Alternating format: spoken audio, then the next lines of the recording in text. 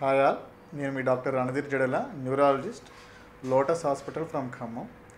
ఈరోజు మనం డిస్కస్ చేసుకునే అంశం మైస్థీనియా గ్రేవిస్. మైస్థీనియా గ్రేవిస్ అనేది ఒక rare auto immune disorder.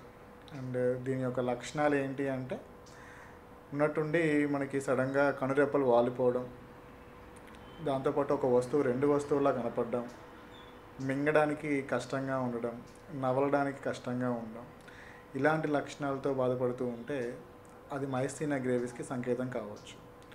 So యూజువల్గా ఇప్పుడు చెప్పినటువంటి లక్షణాలన్నీ కూడా ఎండ్ ఆఫ్ ది డే, అంటే రోజు గడిచే కొద్దీ ఈవినింగ్ వరకు ఈ లక్షణాలు అనేవి పెరుగుతూ ఉంటాయి. అంటే కనురెప్ప మెల్లగా వాలిపోతూ కంప్లీట్గా క్లోజ్ అయిపోవడానికి అవకాశం ఉంటుంది.